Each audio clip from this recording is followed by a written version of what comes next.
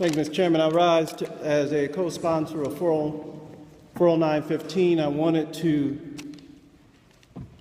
make it clear that as a co-sponsor, I do believe in the freedom of choice recognized in 1974 by the U.S. Supreme Court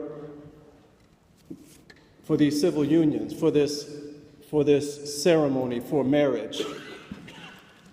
And I've heard all the arguments. I've heard the religious arguments, and I've heard the other arguments. I am a Christian, and I am comfortable with my faith, and I'm comfortable with my position as a public official relative to this resolution seeking to be able to have those who seek to get married, whether they are male and female or otherwise, to be married.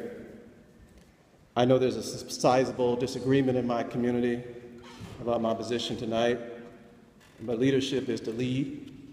It's not always to follow. And there was a sizable disagreement on a number of things that my predecessors in the 40s and 30s who stood in these same hallways, in the same hall when it came to other civil rights. But you have to lead, and you have to take the flak, and you have to do what's necessary to make this community a better community. There is absolutely no reason for me as an elected official to say to someone that they cannot marry the person they love, notwithstanding Scripture.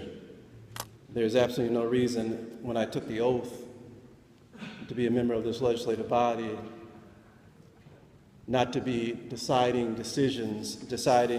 ordinances is by what is written in the Bible. I can do both.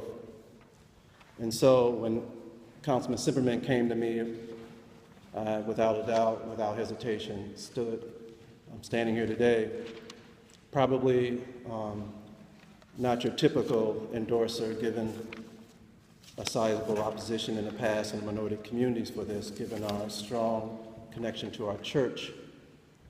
But again, I'm comfortable with telling my people who have elected me that this is nothing to fear, but to embrace.